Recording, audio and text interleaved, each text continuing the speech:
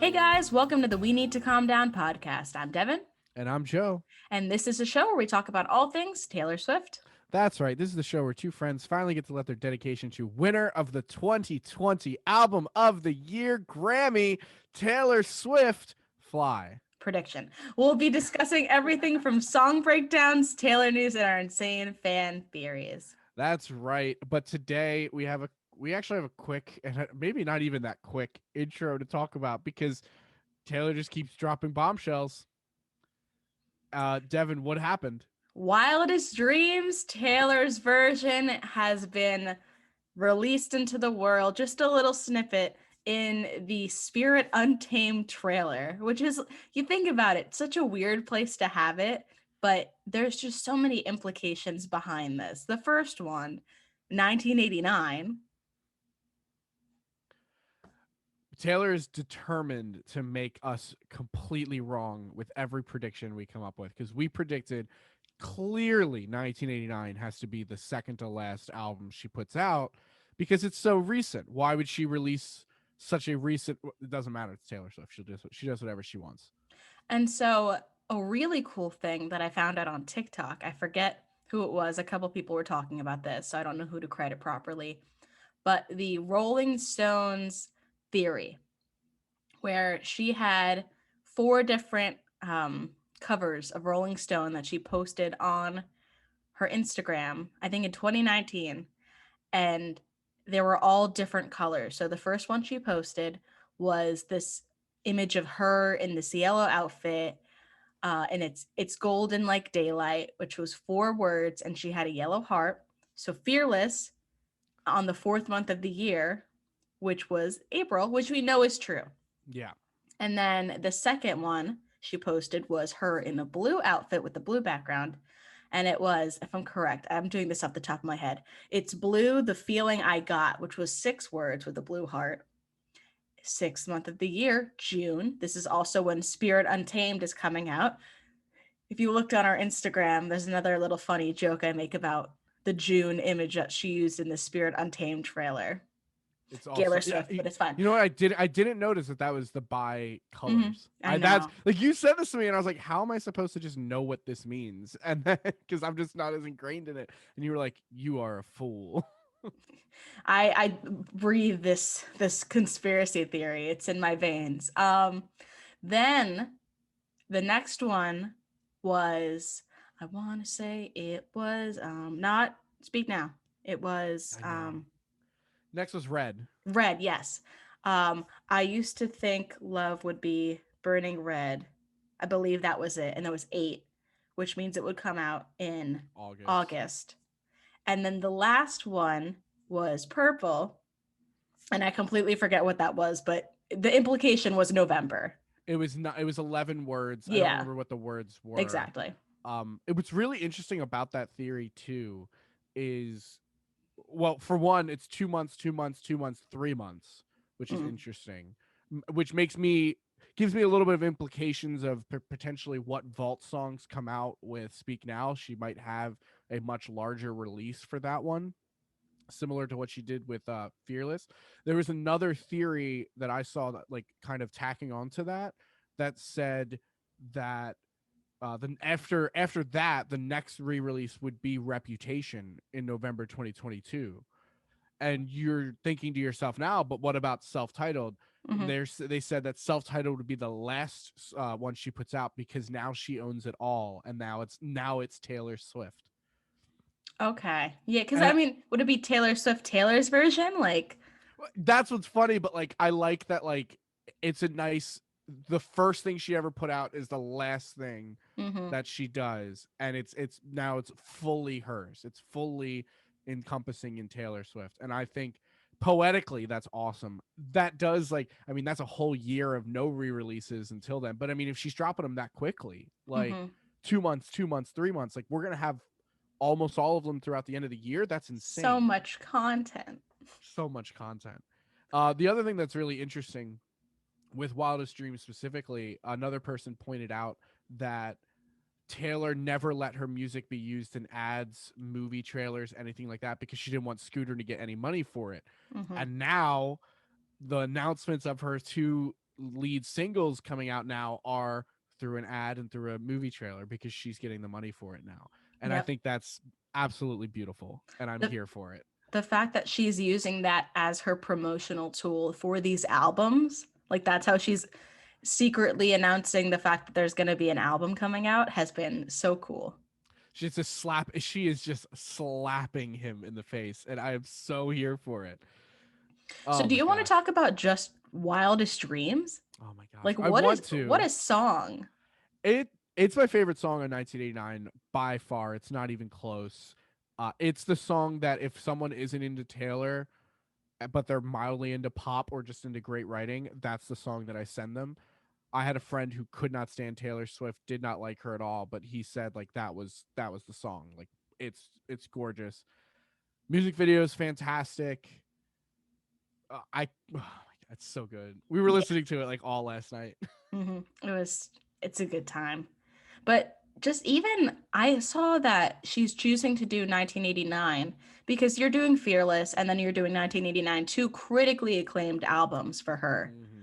Like it would make sense to do them in order, but if you're going just off of what can we get the most, media and press about, these were her two biggest albums. Which is funny because like it's so weird that you say that because you say that and I think like, well, yeah, but was it like Red was? I feel like Red was the most critically acclaimed too, and like Speak Now probably is the least, but Well, to me it's the best one. yeah, but So it's just like you think about Fearless with You Belong With Me and Love Story, like these just giant propellers for her into this industry. it's And the then you most think, awarded country album of all time. yeah, and then you think So 1989, which was just another just skyrocket from her into like the pop world and people who really like people knew who she was, but this was just like the album for her that it's took it it's to another level. it's interesting because yeah, you think about Red and you try to find songs like Love Story or like Wildest Dreams or like You Belong With Me and stuff like that, and they're just not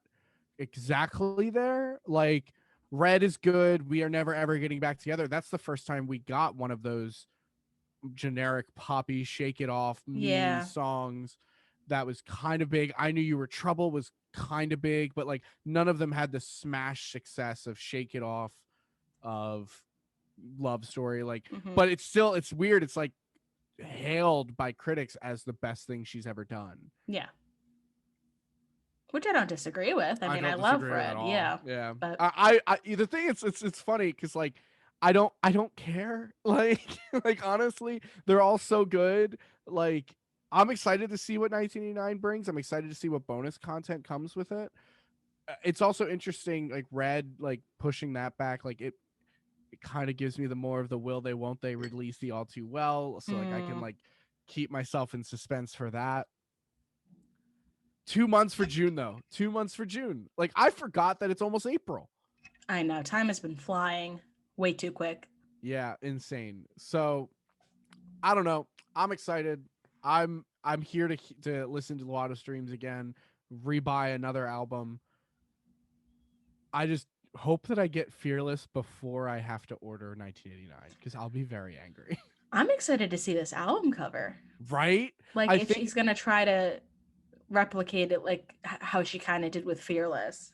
Do you think she's? I think she's immediate. She's taking all the names off the record too. I think it's just going to Hmm. be a picture. I think that's what we're going to end up getting.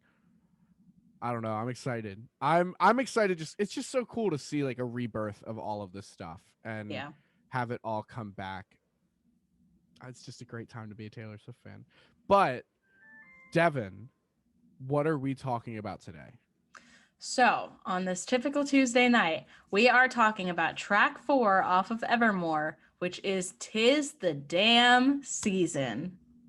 The best track on the record. That was me last song breakdown, so I feel you.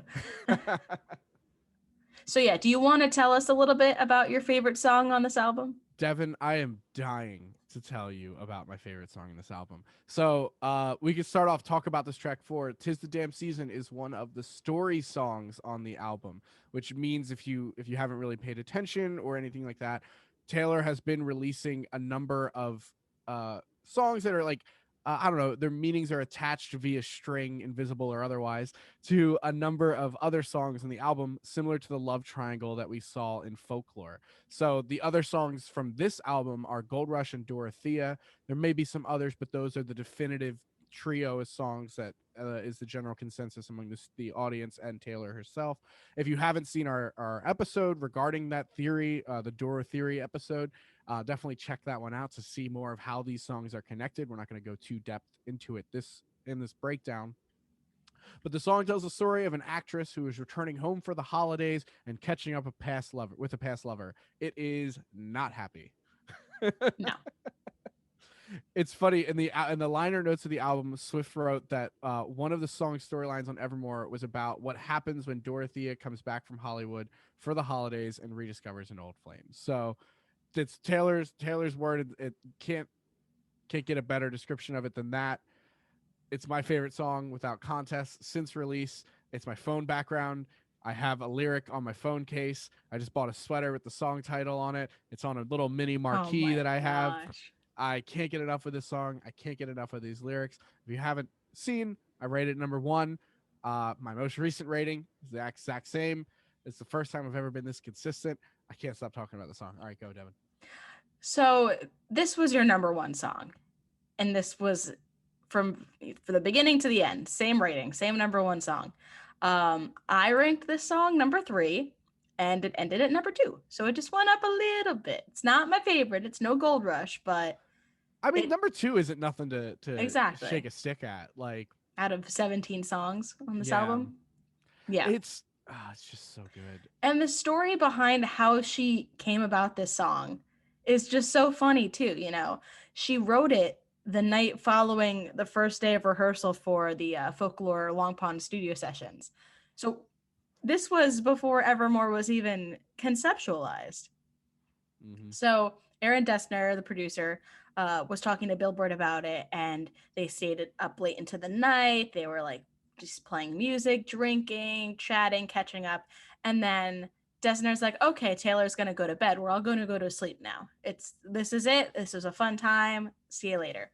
And then the next morning at 9 a.m., Taylor was just like, "Hey, I wrote a song in the middle of the night. Here you go. I'm gonna sing it to you now." Just in the middle of the night in her dreams. You should see the things she does. So he said, you know, my brain exploded because she sang it to me just like in my kitchen. It was just this amazing, you know, Joe's number 1 song. And he had written the music for the song like years ago, and he never placed anything to it because he could never find the right lyrics to go with it. And he said, quote, "It meant something to me, and it felt like the perfect song finally found it.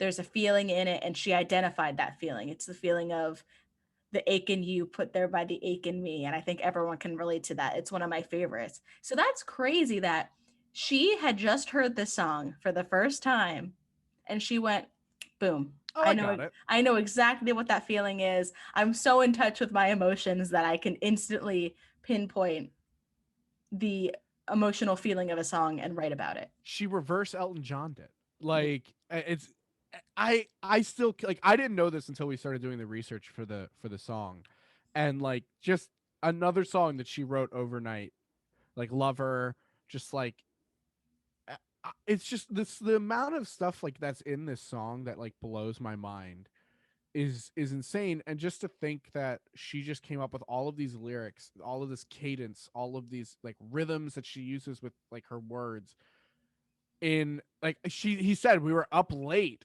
playing, drinking, and chatting. So I don't know about you, to me up late maybe 1 a.m. So Yeah, while 1 or 2. 1 or 2 up drinking late at night, 1 a.m. to 9 a.m., 8 hours, and she still slept somehow. Apparently she doesn't.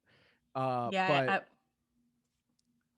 it's incredible. It's just, oh my gosh. All right, so we're gonna do a new segment on the song breakdowns. We're gonna go with our first and current impressions. So what, Devin, what was our first impression of this song when we first heard it? so when we saw the track listing, we were just like, "'Tis the damn season. We're getting a Christmas song. It's a holiday song. I love it." And it just was not. at all in the No. slightest. Like, I think I remember verbatim, we were like listening to it, doing the live reaction, and they're like, here we go, it's the holiday song, Jingle Bells, Christmas time. And just nope. I was expecting it to be like I like holiday songs a lot, but like I like non-traditional holiday songs. Like I Mm-hmm. was hoping it would be similar to Fall Out Boy's "You'll Shoot Your Eye Out, Kid," or something like along those lines. That's like just depressing and about Christmas. Like there's still like a faint Christmas vibe to it that like okay, this is meant to be played in this season, but Mm-hmm. it's not like your traditional up on the housetop blah blah blah. So I was a little bit like my first listen, I was like a little disappointed, like, oh, I wanted like Christmases when you were mine or something like Mm-hmm. that. And then I just didn't care. It like the first listen definitely wasn't my favorite, but like I definitely vibed, loved the bridge, but like Nobody No Crime ever so briefly nudged it just because it was such a clear bop where Mm-hmm. like we mentioned this multiple times about this record where none of the songs really like stood out at first listen except for Nobody No Crime weirdly, but the more that you listen to the album the more Nobody No Crime just plummeted and the other songs elevated above it. The second listen took it for me though, because Yeah. like we were as soon as after the first listen we immediately started making our rankings and Nobody No Crime was at one for literally 5 minutes, and the second time I listened to the album I'm like, all right, 'Tis the Damn Season right above that now. Mm-hmm. And it just never left that spot. Yep. The vibe of the song just like slowly grows over time. Like you listen to it and you're like, no, I do really like this. But I remember also just loving how much she said damn in the song because I was tracking to prove you wrong so that Mm-hmm. I can win that iced coffee on the bet of how many times she curses on Evermore versus Folklore. So it's just the damn season.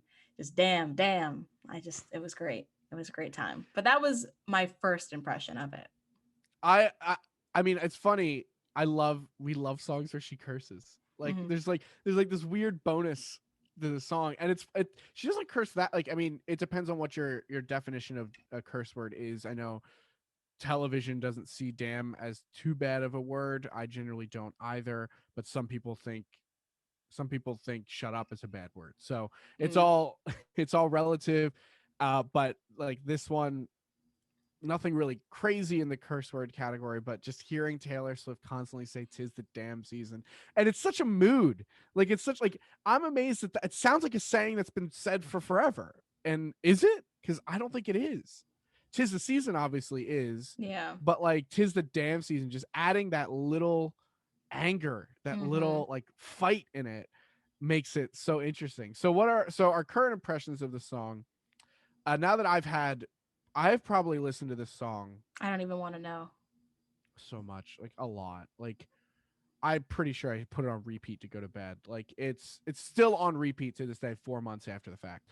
But the reason I think I like this song so much is it does feel like it does a little bit of everything on Evermore, but like in the best way, I think. So the riff in the beginning, it just bops like the do do do do do do do, like that part. Just like it's very catchy. It's an amazing opening riff, just like Willow, which is Hmm. the poppy like single song. It's hopelessly sad and depressing and has like a really sad story like Champagne Problems does, and a phenomenal bridge like Champagne Problems does. I would say Champagne Problems definitely has a better bridge, but it's close. It's really close for me at least. It's part of the Dorothea story like Gold Rush and Dorothea is. It has odd high and low like register singing, like some weird falsetto and some weird low in it, but I like Happiness does, but I think she nails it and it fits the song better than it does in Happiness, and again in my opinion. Hmm. But I think the thing that stands out to me the most about this song is the cadence. And when we'll go into more depth about it when we talk about the lyrics, and we've spoken about cadence a lot in this era, especially in folklore, but she has been hitting us with so many rapid words that just sound good.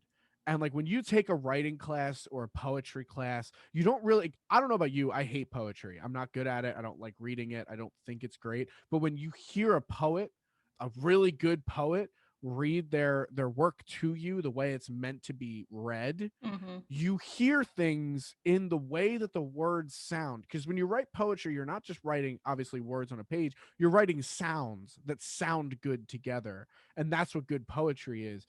and she nails it with this song. Been nailing it with folklore. Like she has some great cadence in folklore, but this song, there are just some rapid words that like really makes it work. She fits in words that don't sound like they should be in a song, but somehow she makes it, and she really hits her stride in this song. And I'll mention more of the specifics when we get into the lyric section. But the cadence on this album this album and this song just blows me away. Even just the production versus the lyrics and how she delivers it, like they just play so well off of each other. Like the fact that she can listen to this song and know exactly how to bring out the best in it. Like Aaron Mm-hmm. said, like she perfectly encaptures this feeling. But such a top tier song, emotionally, production wise, like I just said. It's this somber but catchy song. And it's this sad, nostalgic feeling that the holidays can really bring out in people. Like the holidays aren't always, holly jolly Christmas and, all this stuff about snow and, oh, it's great. It's a great time. Like a lot of people, as I've been getting older, just really don't like the holiday season, whether it Mm-hmm. be, family issues or just spending it alone or X, Y, and Z. Like it could really be a sad time of the year.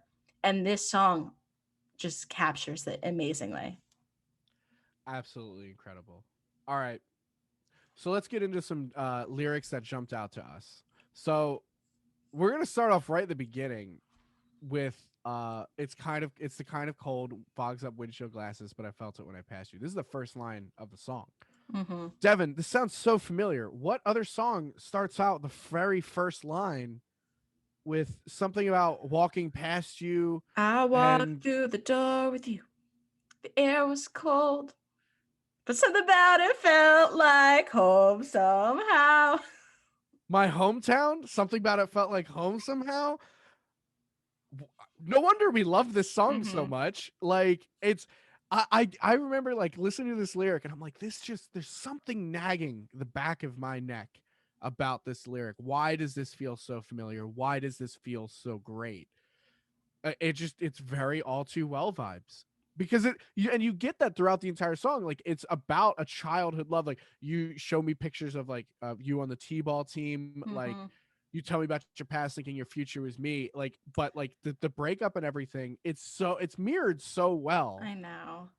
Parking um the car right between the Methodist and the school that used to be ours. like it's so there, and I love it. I know. So then you have the actual lyric, there's an ache in you put there by the ache in me that Aaron did point out. And, he points out this lyric, but he wrote this music beforehand and it eventually became this song.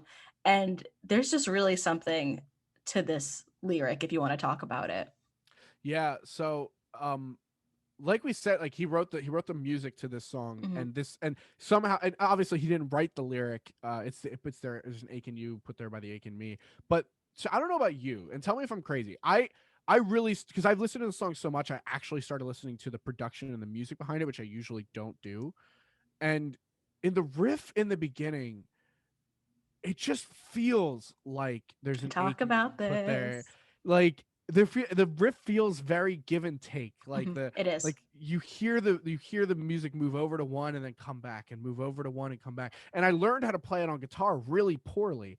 And because I'm not good at guitar, but I really wanted to learn it because it's such a catchy hook. Also, if you think about it too, compare this hook to the beginning of All Too Well Again, you get a similar guitar style on there. I just thought about that because I know how to play the intro riff on All Too Well. It's not exactly the same, but you get a similar kind of feel to it. It's one string going up and down.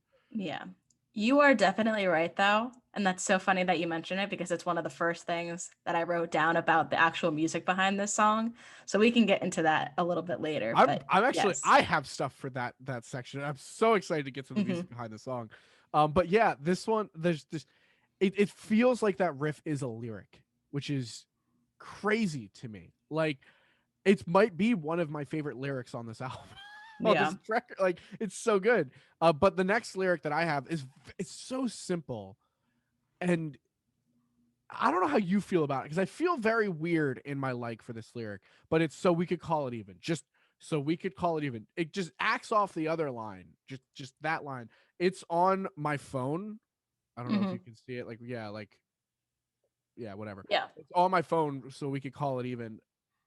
It it's on the marquee in my room. It's so short. It's so simple. I just like the idea of like, look, I don't even. The thing that's weird is I don't even know what she's calling even, because I don't know what he did to her that would make it even. The whole story is her doing bad, quote unquote, bad things and Hmm. leaving him, ditching him, coming back, using him, blah, blah, blah. So, what's the even we're talking about here? I'm glad you mentioned that because you pointed that out in the Dorothea episode, and you were just like, "This is such a, you know, the Dorothy is not a nice girl, Mm-hmm. and what is she even calling even? Like, what did he do? He did nothing. Like, she left him. That was your Yeah. scorned personality A coming woman out with scorned. that. But yeah, I uh, mean, so we could call it even. It's just such an interesting line. Just like it's it's kind of like the coming to a realization of putting the past behind you. Like, let's just start on an even playing field. but it's funny too because you think about it, the way that is specific. I love the way you said it. Specifically, the way you say that makes it seem like you're getting ready for a longer term thing.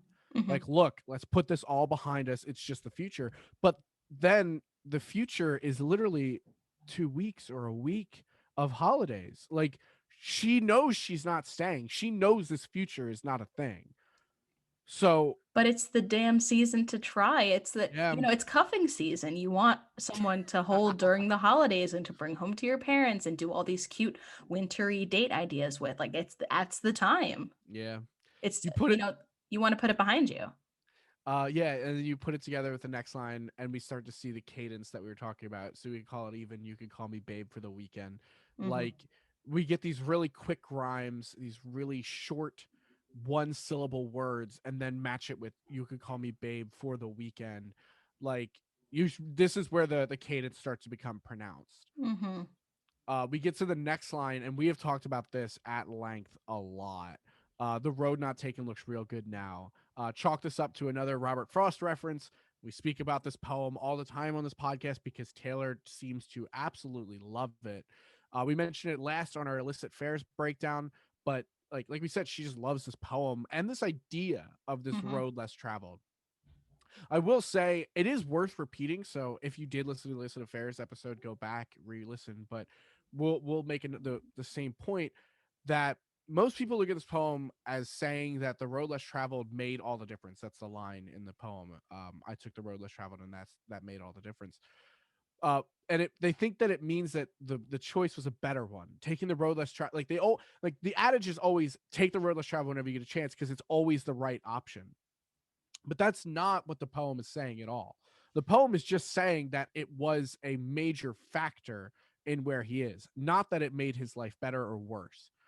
And I think this is Taylor showing that it's not always better to take the road less traveled because Dorothea took the road less traveled. She left town. She became a star. Unlike the rest of her classmates, they all stayed in their hometown. She pursued a high profile career, and the road more traveled, staying in the hometown, settling down, having a life, having kids, is something that now she yearns for. She wished she didn't take the road less traveled.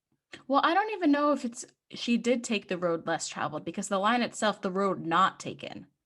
So it's Mm-hmm. not defining like, okay, well, the fame and fortune route is the one that's more traveled or less traveled. It's just the point of the song that you point out that it made all the difference. If Yeah. she took this other road, it would have made all the difference. And that's looking like a better option to her right now. That's a good point. That yeah, I don't think it needs to. I don't think you need to correlate exactly the less traveled versus the Yeah. more traveled path. I think it's just she chose a path, and that's what made the difference. Not that it made it for the better or for the Hmm. worse. It's just that choice, that path made a huge difference. And I love that she's playing with that in this song. Like I can see that being an obsession of hers.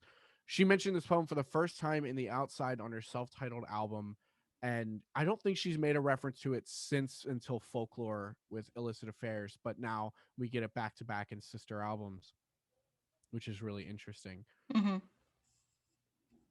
The next line That is actually just really interesting. I didn't notice this until I started again doing more research, but the holidays linger like bad perfume. This is some vocab that we get a lot in Taylor's lyrics. For number one, I didn't note this, but there's another line, linger, I knew you'd linger like a tattooed kiss. Mm-hmm. She's using that linger a lot. There's that kind of, this is a very lingery. Oh god, I don't like that at all. Very linger focused album song. But she also mentions perfume in illicit affairs, like we mentioned, Mm-hmm. tied to the last lyric we talked about. Leave the perfume on the shelf that you picked out just for him, so you leave no trace behind, like you don't even exist. Which is interesting. It's the dichotomy there, leaving the perfume on the shelf like you don't, no trace behind, like you don't even exist. But then the holidays linger like a bad perfume, showing that it you did leave a trace behind. Yeah, and even just the holidays in general, if you're not someone who enjoys the holidays, like it seems like Dorothea isn't the kind of person who likes the holidays, 'tis the damn season. The holidays can drag out for a while. Like you have all of these people talking about it. And if you just want it to be over, like they'll linger on. And even after, the holidays end, whatever holiday you celebrate, it feels like that feeling lingers until like January. Oh yeah, It's you like get that still there. hangover. You get that Hmm. holiday hangover like after, and you go into work and you're like, I don't, what? Like you're just Yeah. like so confused. Like, what am I doing? Yeah, no, I love that metaphor, or I guess it's a simile because it uses like or as. Can I read this next one? Because I want to Please, clap it out. Okay. please do. The cadence in this line. Time flies, messy as the mud on your truck tires. Now I'm missing your smile. Hear me out. Oh, Oh my, bam. this line. It's interesting. This line is not in the first chorus, which Mhm. is really fascinating. She elongates the chorus after the first playthrough, but this line might be what made the song for me, because I live for this, the cadence of how she just delivers these lyrics. And even just the implications of it too. Like, the fact that, oh, time flies since we've been in high school. Time is messy as the mud on your truck tires. It's like, now I'm missing your smile. Hear me out. Like she's trying to convince him Mm-hmm. to go on this journey with her.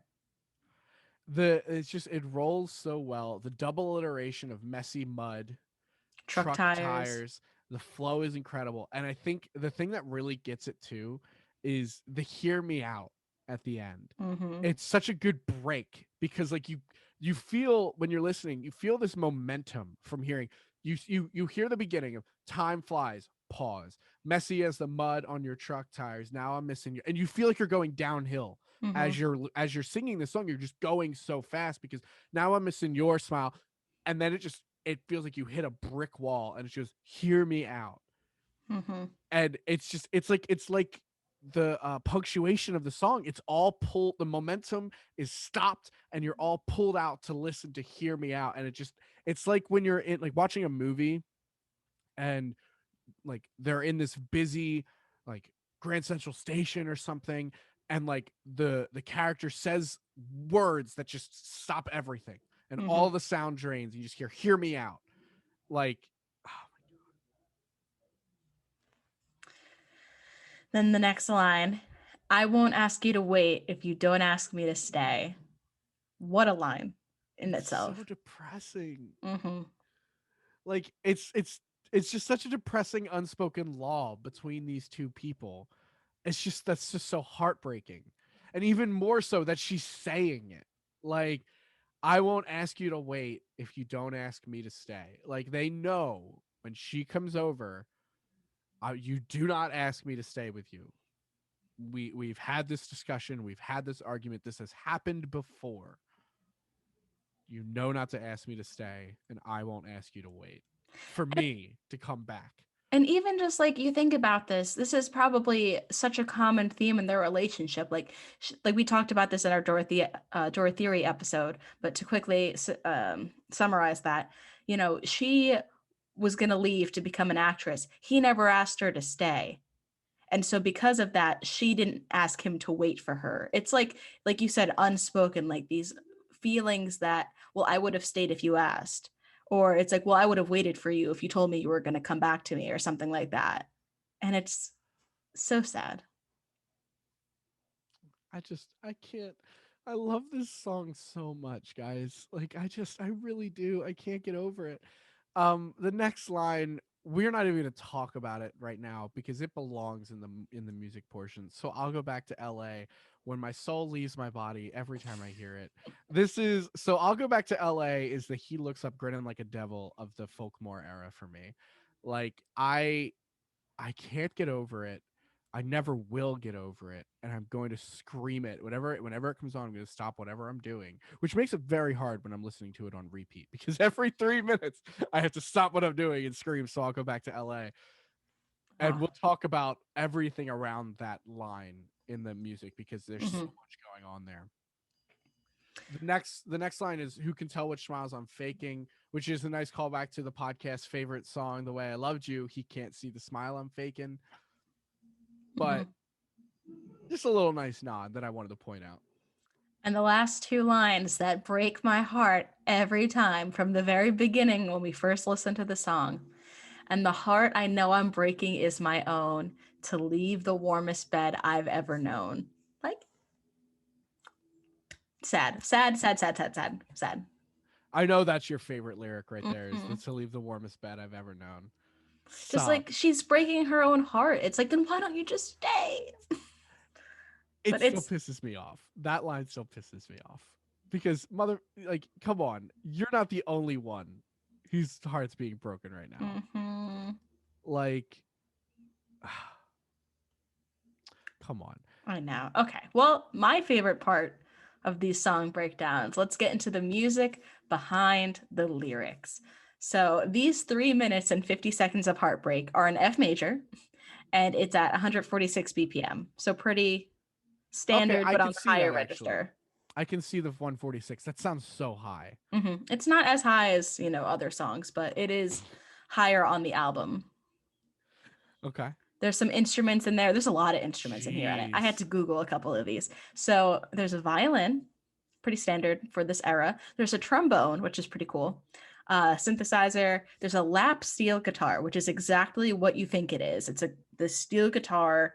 Sometimes it's just shaped like a box. Sometimes it's shaped like an actual like guitar looking thing. But you just Is it like a play it. pedal steel? Yeah, like you play it on your lap, and you can like pick it and use some other things. But it's just you're playing it on your lap, and this is steel guitar sound. So then the next thing is a harmonium. So it's like this tiny box looking organ. And depending on like the kind of model you get, like you can open it up and like pull the keyboard out. So kind of like accordion style, where it's like there's air that goes through these reeds when you play it. It's called a pump organ. And I don't believe you have to pump anything, but when you pump the keys down, the air flows out. And there's different knobs like you would see on an organ. So you can like sustain some notes. Sometimes you can do this like extended staccato, like it's cool. It's a really cool instrument. There's the Hammond B3, which is a type of organ. There's the cello, bass, there's a drum machine, keyboards, piano, electric guitar, acoustic guitar. Lots of instruments in the song. Not as much of an orchestra as you see in some other songs like Betty, but still a really good lineup. So earlier you mentioned, the feeling of the song, the ache, and you definitely feel that in the opening riff, which is exactly what you talked about. And let me explain why. So you have this guitar riff, which really doesn't sound too sad on its own. The do do do do do do do do. But then you have these couple of like bass notes that come in that go directly opposite of it. So the guitar riff travels up. It's do do do do do do do do, and then the bass goes do do and just brings you down. So it's like the combative, like opposite nature of these two. It's like you're lifting up, but you're also sad about it, and it's the bass like grounds the high notes. It's like if the lyrical content of I Almost Do was like people in their 30s and now it's like a musical riff. It's interesting you say because like yeah, like that's what this song kind of embodies to me is you're technically going up Mm-hmm. because you're meeting with this guy again and you're happy to be seeing him again, you're happy to be around him, but it's also just down because like the whole time you're thinking This isn't gonna last forever. I'm gonna leave again. I'm gonna break my own heart again. It's And bittersweet. yeah, it's oh my gosh. And her tone in the very first lines, if I wanted to know who you were hanging with while I was gone, I would have asked you. Her tone is as cold as that windshield glass in the first line. Like it just cuts right into you. She's not playing around. She's bitter. She doesn't want to know who you've been hanging out with. She doesn't care. Like, why are you even mentioning it to her? So Devin, you ready for me to teach you about music? I would love that. And I would love nothing more. So this is the only song I've ever felt like I've actually listened and heard things in this song that I've never really paid attention to or heard in other songs.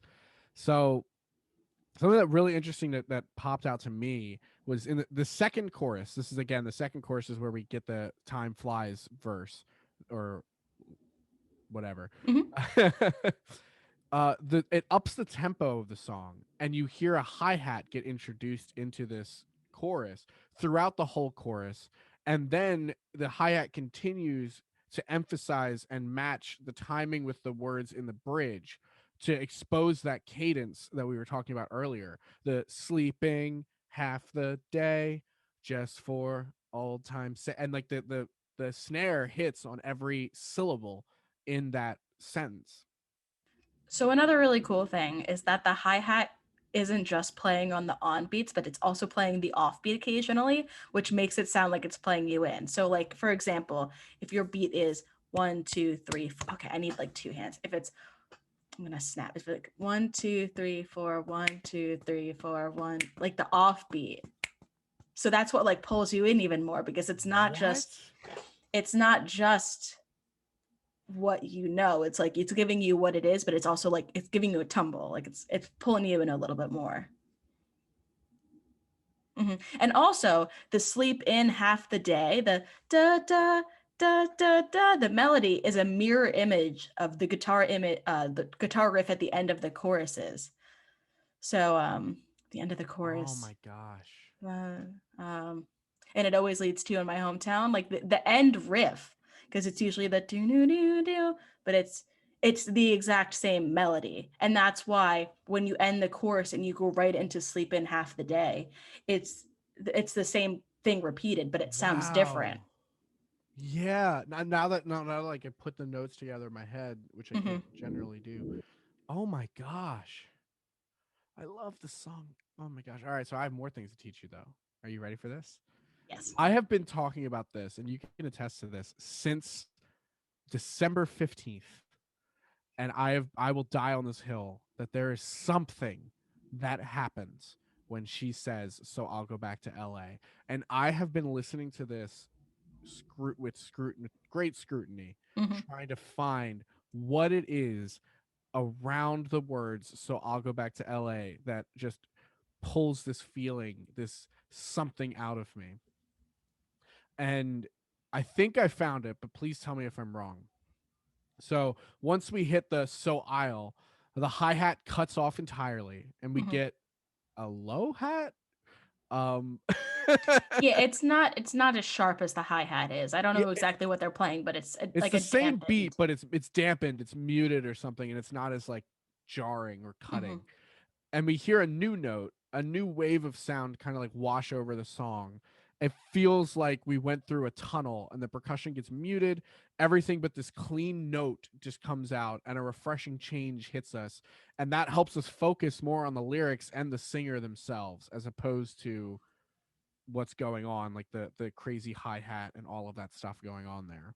And that's really where you start to hear the violin and the cello like just piercing through. Like that's Mm. really what's taking you and traveling with you. And it's not, the soaring strings of a typical love theme, but it's these strings that have some kind of, emotional depth to them when she's like, so I'll go back to LA and it's bittersweet. These friends that, are not my real friends and they don't know me like you. It's like this bittersweet entanglement of the feelings of love or whatever she has for this guy that she's leaving behind. And then the percussion drops out entirely, and we're left with the words "to leave the warmest bed I've ever known." And the lead riff slowly creeps in towards the end. And like this is quintessential Taylor. Like Hmm. this whole bridge reeks of the tunnel theory that we mentioned way back in our episode breaking down Lover, where Jack describes the the chorus or the bridge as a break from the rest of the song, like looking at all of the beauty going on the mountainside and then going through a tunnel where it's all gone and you're just in this different world, and then emerging at the other side and right back staring at the foliage. Hmm. And it's just this sustained resonance noise, and it's lingering. It's lingering like bad perfume. It's just that's the note that's just being sustained. Like you just hear this like a little atmospheric kind of note to it. I love it. I love it Yeah, so much. that's pretty much all I have to say about the music. That's all I have. Did I do well? You Thank did. you. You did. I'm very impressed. That was the first time I ever like thought I heard things in a song that I didn't. Because every time we do this section of the podcast, Devin explains something and I go, "There's no way that's in there." So I mean, we could. Do you have any closing? I think I got it all out of my Yeah. system. I think we're good. I don't think we have any closing statements. But if you liked what you heard, please, if you have an Apple device, be sure to give us a review and a 5-star rating on Apple. They really help us with the algorithms. Tell a friend about us if you know someone who likes Swift. Yeah, and make sure to follow us on social media, subscribe to our YouTube channel if you want to see our beautiful faces when we talk about this. We are at We Need to Calm Down podcast pretty much everywhere. We're most active on YouTube and on Instagram. If you have a suggestion for an episode, drop us a comment or a DM. We love hearing from you guys. We are hype because the next episode is our 50th episode. We've been doing this for a little bit. It's crazy. Insane to me. Insane to me.